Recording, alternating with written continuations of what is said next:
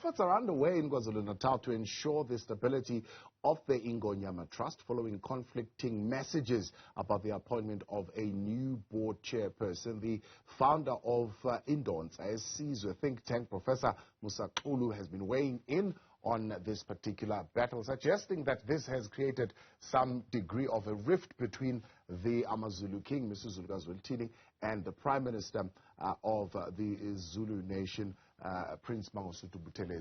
He joins us now, Professor Xulu, to explain a little bit further and unpack this. Papasha, good evening. Good to have you, and thank you very much for your time. Umntwana, Prince Mangosuthu says it's a figment maybe of your imagination that there is a rift, or maybe something that you wish for at this particular point, but he sees no tensions over this appointment.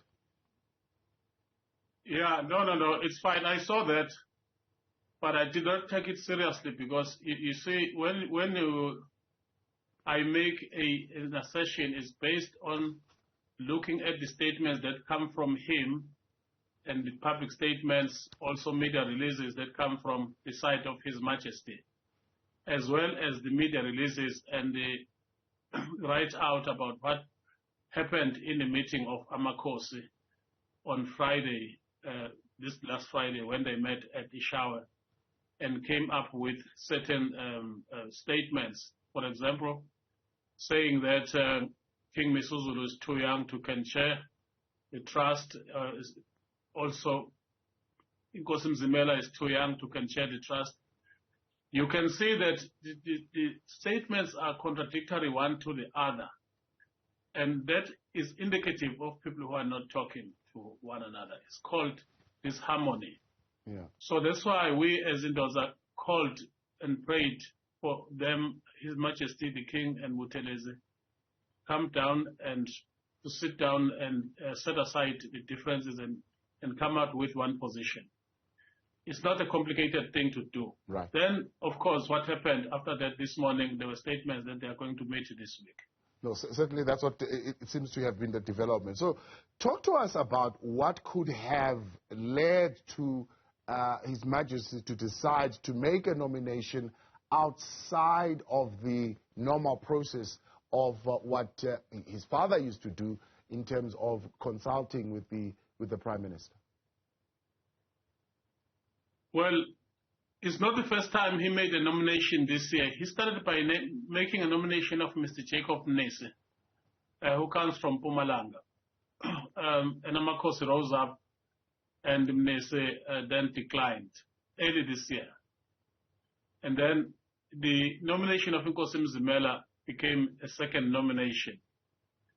Then Buthelezi raised the issue that former Judge Jerome Ngwenya, who is current chairperson of the Ingonyama Trust, was actually appointed on an indefinite period by the previous king. And when the new king came in, he endorsed him. So there's a statement which does not reflect what the king thinks, but it may be a true statement. So all that we ask is that maybe instead of confusing the public through press releases, it would be a good thing come together and talk as one. Can I go to what the Act says? The Act says, actually, His Majesty the King is the chairperson of the trust. However, he can nominate someone as a proxy for obvious reasons, but those reasons are not necessarily to be stipulated. Some are saying that as a king, maybe he should not be sitting on chairs, on boards and so on, and chairing those, but that is not based on anything. The king of Royal Bafokeng has been a chairperson of the Royal Bafokeng holdings for quite some time, and they became very productive in terms of their economic outputs because the king has authority. Mm-hmm. Now, if you keep, for example, shifting the responsibility to either Judge Ngwenya or Nkosi Mzimela or Jacob Nese, sometimes the authority that comes with the position of chairpersonship could be lost. We're saying that it's best maybe we just go back to the Act to see what the Act says and act according to the Act instead of creating many centers of power quite unnecessarily. Would it be still within the legal permutations supposed to have Judge Jerome Ngwenya occupying that position, as it is said here, indefinitely? He's been there for 2 decades. I believe he is mounting a legal challenge on his removal. Is he likely to be successful in that?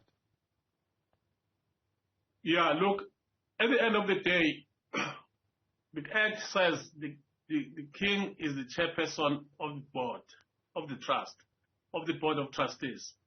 Or he can nominate. It's an option that the king is open to. But I think, as you raise now the issues of legal challenges, I fear that that may be so, because if a person is appointed to an indefinite period, when do you decide that you don't want him anymore? And so maybe there could be legal issues there if he decides to go that route. That's why the best thing to do is to go the African way, to negotiate.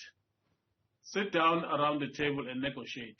If that does not work, the king has to take up his position that has been given to him, to his father since 1994, to be the chairperson of the trust. That is how it should be. Yeah.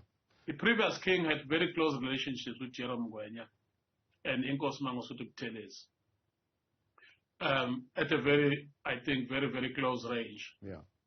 The new king may like to get his own people on the ground and transform maybe the Zulu nation into a modern nation.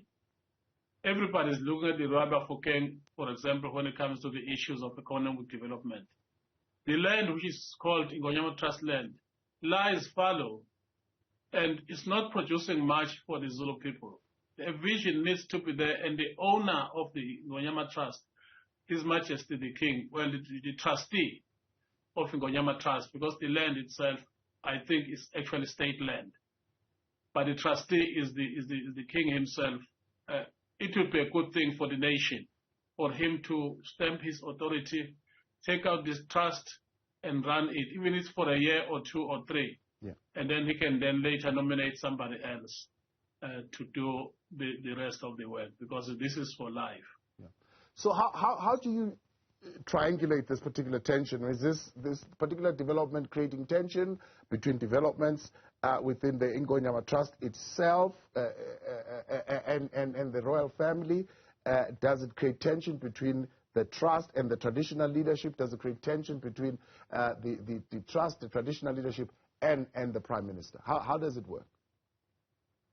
No, inside of Ingonyama Trust board itself, in terms of the executives there's lots of tension. When you look at the statements that they release, one against the other, to the media or internal memos, you can see that there's turmoil there. Certain aspects of, for example, telephones have not been working for the past year or so, because somebody came and stole the cable, and nobody knows who should give instruction for the cable to be reinstalled. So there's a problem there. It reflects not very well for the rural communities, because business people, for example, who want to renew their lease agreements with Ingonyama Trust are now complaining, saying that for the past year or so, they've not been able to do that. So they are operating illegally, so to say. And a lot of others, Amakhosi are a key stakeholder. For example, even His Majesty cannot decide on land use for the land under a certain Inkosi without that Inkosi giving a written authority. That is in the Act. That's why then you need to have constant, consultation with Amakhosi. Then the other, so that's why you find Amakhosi, I think, now are generally factionalized.